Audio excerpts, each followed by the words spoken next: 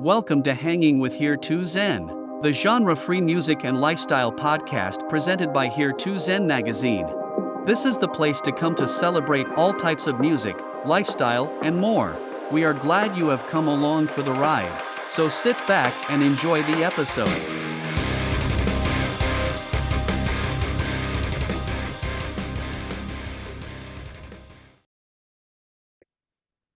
Andrew. Hey, Gary, how are you, man?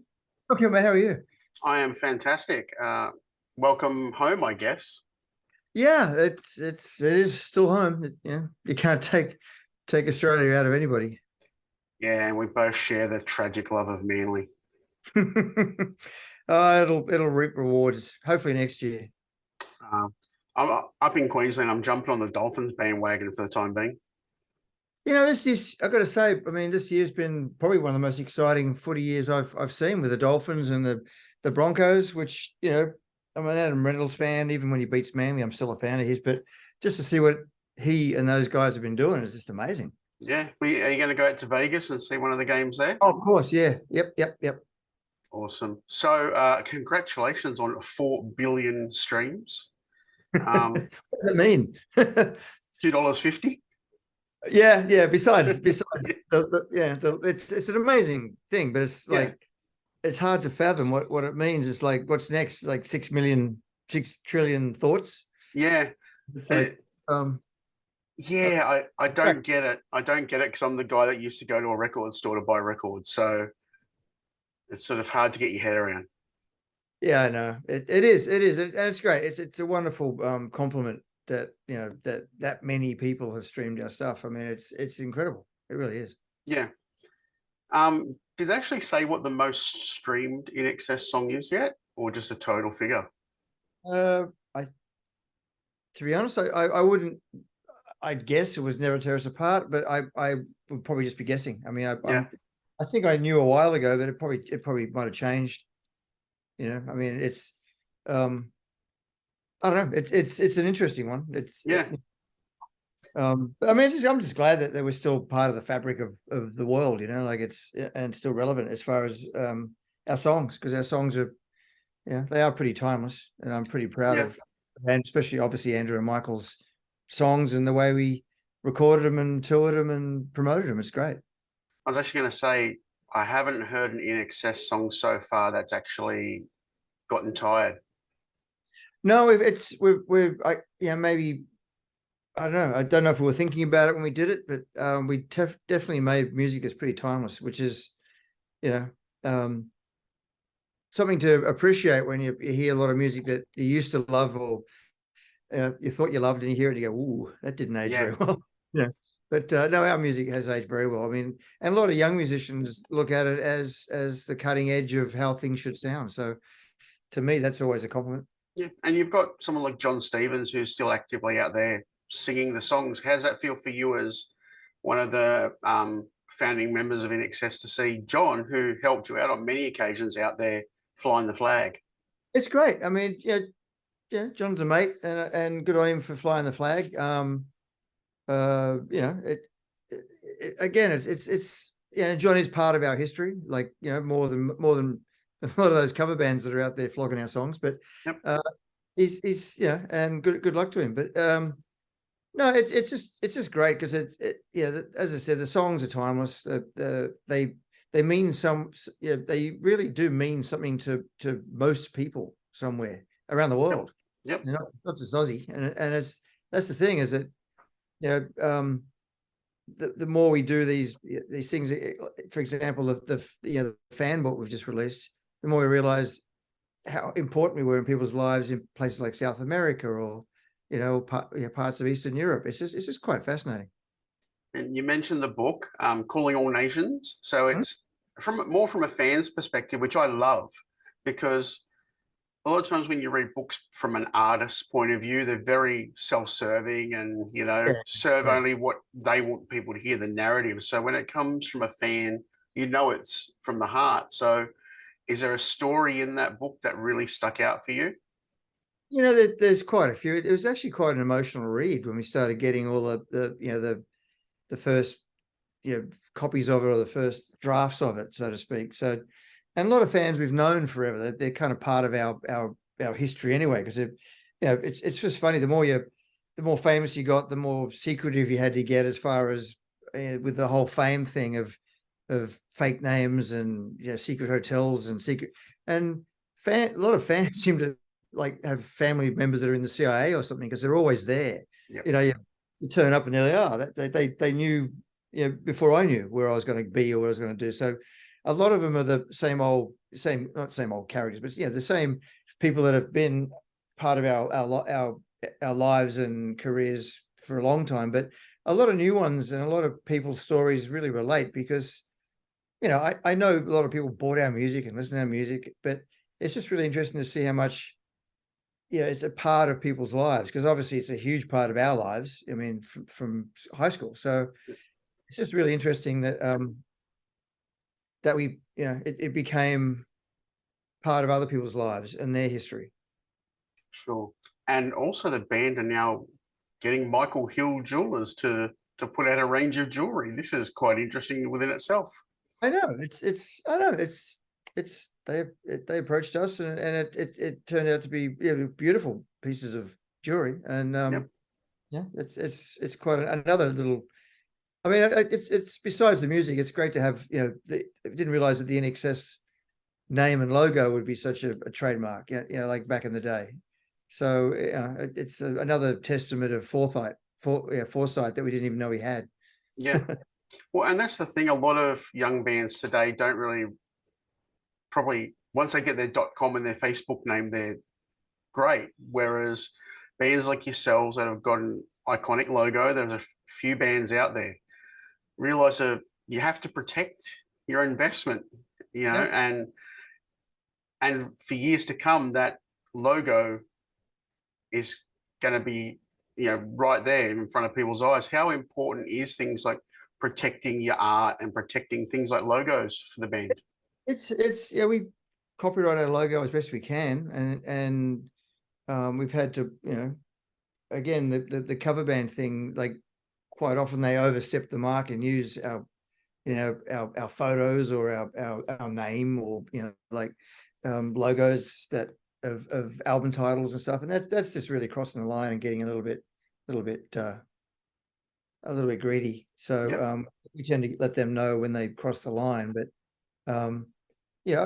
we've always been big on protecting our IP and our trademark, because we're the ones that spent our entire adult lives building it into something and protecting it. So it is, for want of a better term, it's our creation and our property. So and it's worth protecting, because it's a great legacy. We're very proud of what we've done, and we're still, most of us are still around and of sound mind and body. So it's just a pretty good thing to protect and be and appreciate. Sure. Where's the strangest place you've seen something INXS related pop up that you had to go, no? Oh no, it's funny when you tour South America, like I mentioned before, it's you can't control bootlegs. I mean, you just can't. Everything's bootleg. So but it's quite funny. You walk out and you'll see just stuff that you can't resist buying yourself when you go outside of your own gig in South America, outside the stadium or whatever, and you see a Daffy Duck shirt with INXS on it. That they just find whatever is left lying around and just put INXS on it. And I bought myself a hip flask that as soon as I put something in it, it leaked everywhere. So it's just, and beer steins with INXS all over it. It's just interesting to see what people can brand as INXS. So we don't make any money from that stuff, of course, but it is fun to see. Yeah. Now, speaking of brand, I can see one behind you, GGB. Yeah, your new basses. Hello. So I'm heading to my sister's tonight to stay. I'm in a hotel. We're doing the INXS stuff right this last couple of days. So, but yeah, I'm building. Let me go grab it. Sure. There's quite a few. I bought 3 over, but these are my own creation and build, the GGB Basses, and I bought 3 with me to Australia.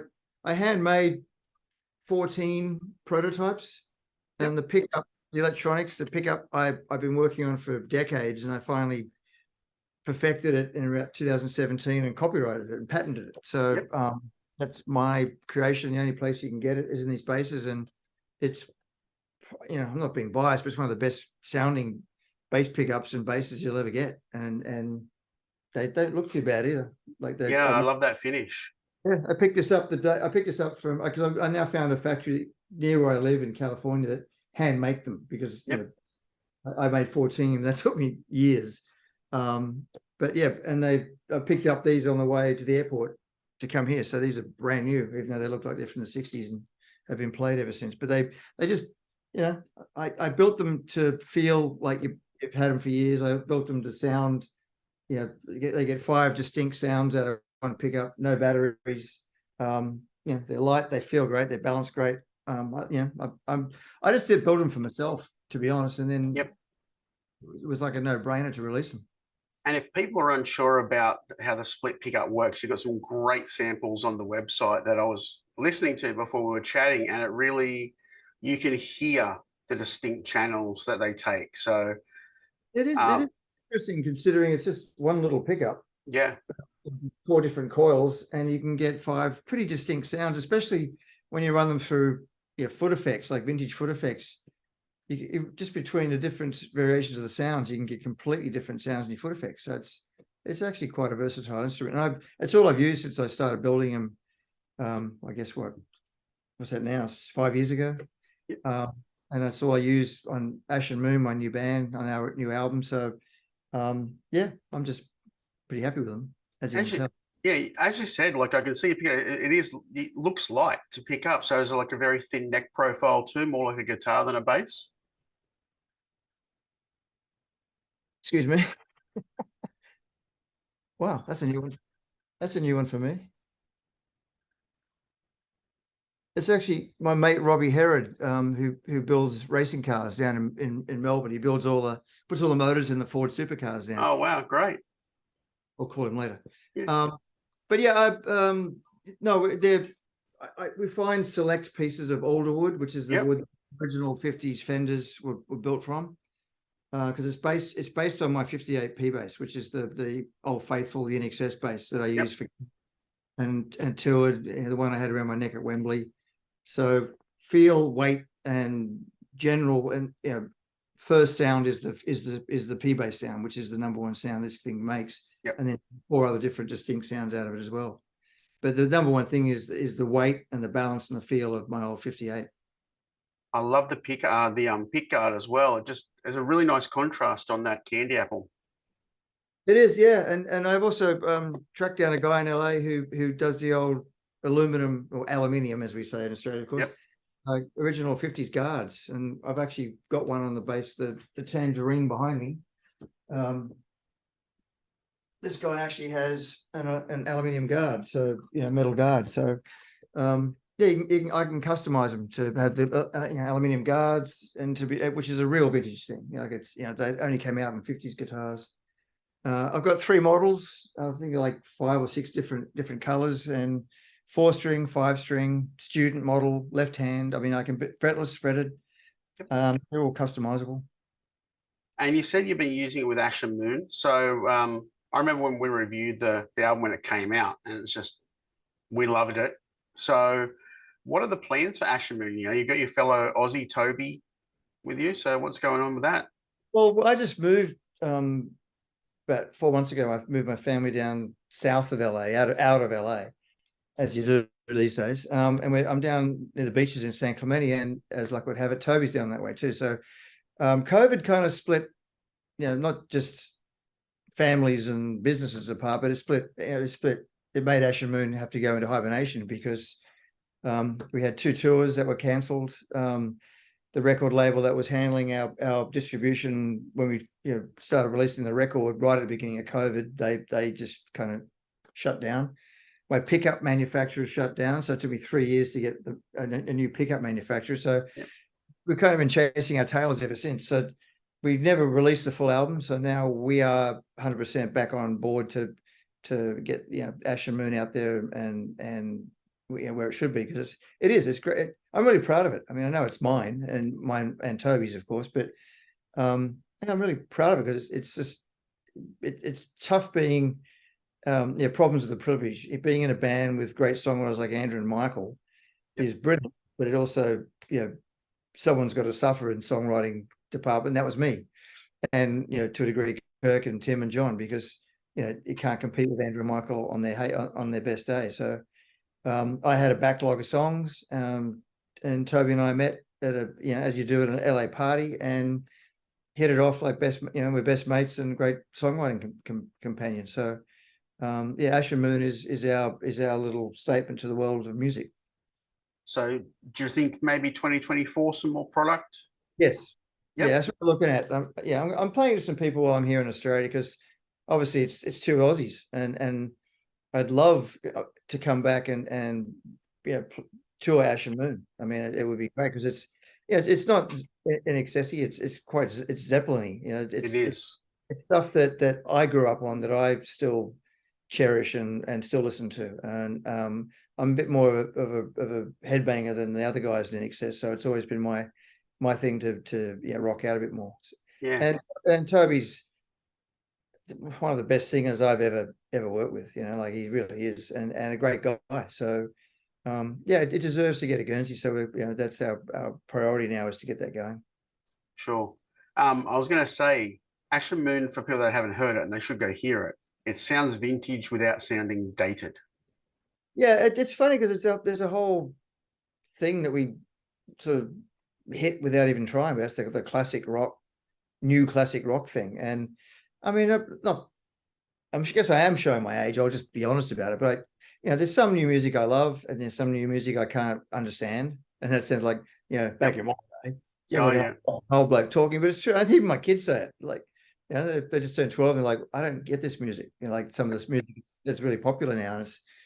And I think, we're still listening to the stuff that I grew up on more than people listen. People, 30 years down the track, people are still listening to the Beatles and Zeppelin and Simon and Garfunkel and Cat Stevens, and in 50 years' time, they still will be.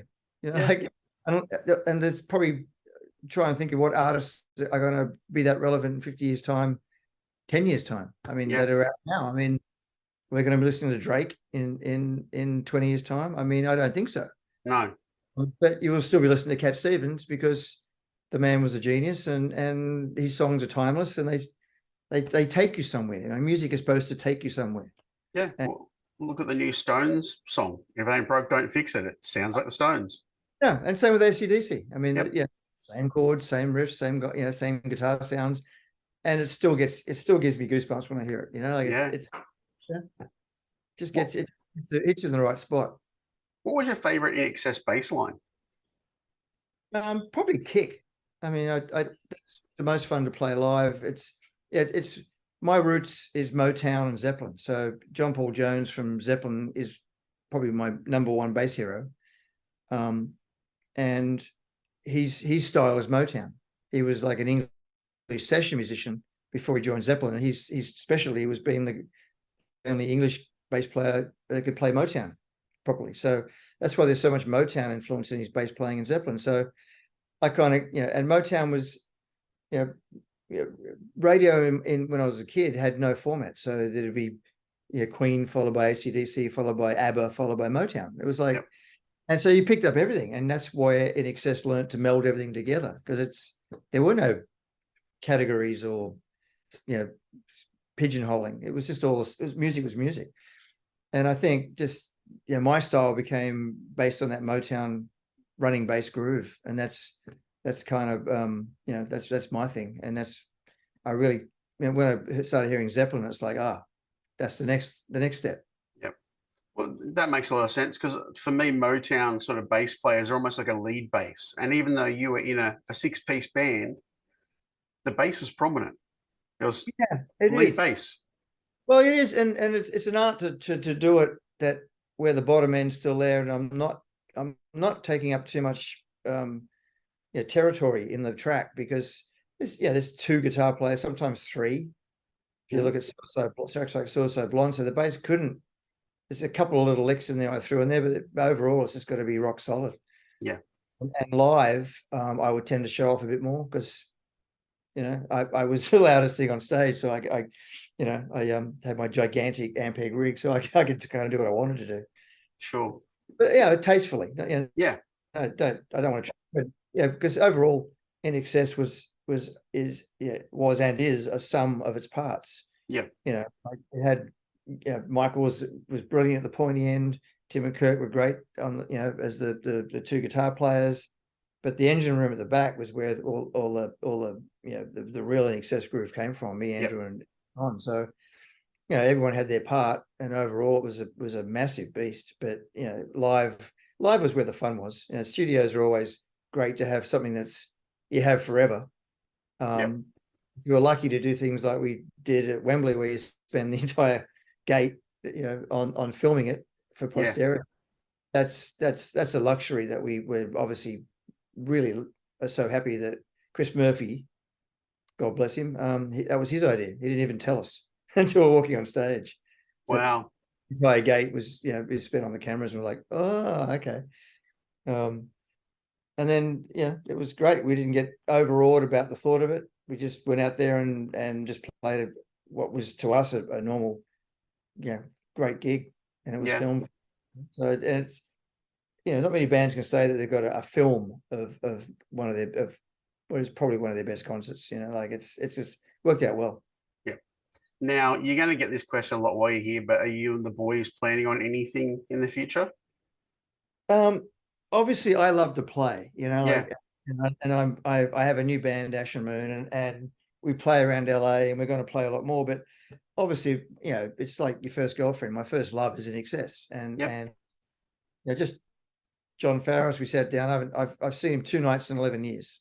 Right. And we're just sitting there, and he's talking about all his drums are in his lockup, and he's like, I really miss playing with you. And I'm like, yeah. I mean, how lucky am I? I got to play with with John Farris, who when I started playing with, he was like 13, and he was already brilliant. And he's like really is one of the best drummers of all time. And that was my gig, was to stand next to him and rock out with him every night and on every album. So lucky me. Do I miss it? Yeah. And do I want to play again? Yeah. It's up to the individuals. I mean, poor old Tim had his accident with his finger, so a lot of it's down to him, and a lot of it's down to the quality of what we would have to maintain to get out there and play. It can't just be going out there for having a few beers, even though I don't drink anymore. And just plugging in and having a blast. I mean, which would be fun, but I don't think it would help the legacy that much. I think whatever we do, if we do it, we'd have to be just really well thought out and really good. So I don't know. We're open to, you can't close the door on being a musician. Once you start, you can't stop. For me especially, I'm hopelessly in love with music. Like it's my first love, and it will always be probably my greatest love. I mean, this is me. Yeah. And not to put the pressure on you, but I think double duty is the way to go. Ashenmoon opening for INXS and Toby singing for INXS. Yeah, it's funny because we did that with the last band I was Absent Friends. Yep. So, and Absent Friends toured Europe supporting. I didn't get to play bass with Absent Friends on that tour, but it was fun having both bands on tour. But yeah, I mean, I'm open to anything. I'm any key, any time. Yep. I stole that line from my mate Dave from Baby Animals. That's his catchphrase. I love Dave. Yeah, he's a sweetheart. But yeah, I mean, it's ironic because we were sitting down yesterday, and I think the door was not closed. I mean, it's a discussion that everyone surprisingly seems open to. It's just a matter of doing it in a way that is respectful to INXS. And so I don't know. We'll see. It might never happen. It might happen in such a huge way that we're all happy about it, including the fans. So yeah. See. Now back to the basses before I let you go. Are they going to be only able to be ordered from you, or do you see them coming out in like a retail format into the stores?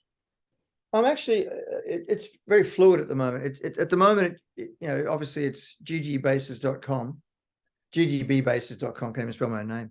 Garry Beers. GGBBasses.com is the website, and that's where you can order. I bought 3 over to show distributors and stores and individuals, because I like to put some in the hands of some some hot Australian players, just for their feedback. Because it's a different music genre and scene in Australia as it is to California or anywhere or England. So the main thing is they're obviously a boutique. They're not cheap because they're handmade, and the only place you can get this amazing pickup is in the basses. So and it's been a journey of mine for many years now. So but yeah, at the moment they're orderable. You can only get them online, but down the track for sure, I'm going to try and work out a way to have them available in Australia, because they deserve to be just like Ashenmoon. They deserve to get a Guernsey because, they're good. And I don't, I did woodwork during school and 2 years of electronics when I finished school before we moved to Perth as a Farris Brothers, and I've always been a tinkerer. So there's something I've had in my heart, in my head for a long time. And I've obviously been playing bass since I could hold a bass. So they deserve to be in the hands of players that are looking for the right instrument. But obviously, as I'm sitting here, I grabbed 3 on the way out the door from the factory on the way to the airport. And there's another 22 being final assembly right now. So when I get back, I'll have the first batch, so to speak, and I've got the second order in with this company, and it's a small boutique company. So they make handmade guitars for other great makers as well. So, but they've moved me up. They've actually used to make their own basses, and they've dropped that. Yep. And they've moved me up as the only basses that they manufacture, and they've moved me up above some pretty high profile guitar builders, because they believe in what I'm doing too. I don't know. I'm really kind of overwhelmed by the reaction to the basses, because they're you pick them up and it feels like an old mate, and that's the feeling I got when I first met my old faithful 58P bass was at backstage in Chicago in '85 when he had a collection of them, and this was too expensive and these were beaten up and too cheap. So I got one in the middle and opened it up and strung it up and played it. It was like, oh my God. Yeah. This is it. This is Garry Beers. Yeah. And I want people to have that feeling, because it's pretty hard these days. You can buy a guitar for $100, but it's not going to be, it's not going to be your mate for life. It's going to be something you're going to go, I'll probably regret or enjoy the fact that it was cheap until it falls apart, or you just get tired of it, or it just lets you down. Yeah. So I'm just building something that won't let you down. Yeah, I know. All right, Garry, congratulations on the basses. I'm a very tragic bass player. I'm a 1-string special, but I'd go the candy apple green in a heartbeat. Congrats on the book. I'm actually going to track down a copy. I saw you guys on that last sort of tour here when you opened for Matchbox 20. Oh, right. And it was, wonderful and some good memories. And I look forward to actually hearing more from Ashenmoon. I want to hear a full length. I'd love to see you guys live. So hopefully 2024 is the year. Yeah, we'll make sure it is, because it's, as I said, it's a really good record. And if I was just listening to it, I'd buy it. I'm trying, and I've listened to it a million times because I recorded it, edited it, produced it. I've just had to work on it so much, but it's still fresh to me, which is really exciting. Yeah. Well, when the time comes, hit me up and we'll chat about that. Okay, mate, I will. Awesome, mate. Thanks for your time and enjoy the rest of your stay. Okay, mate, thanks. See ya. Yeah. Thank you for tuning in to Hanging with H2ZHW. We hope you enjoyed today's episode and guest. Remember to add H2ZHW on social media. You can find us on Facebook, Instagram, and TikTok. We are also on YouTube. Make sure you like and subscribe and hit that notification bell to keep up to date on all of our new content. You can also find us on Apple Podcasts, Google Podcasts, and all of your favorite podcast platforms. We would love if you could take the time to write us a review and leave a comments wherever you have tuned into today's episode. This helps us reach a wider audience and create more amazing content to share with you all. We are grateful for all of your support. Until next time, you have been hanging with H2ZHW.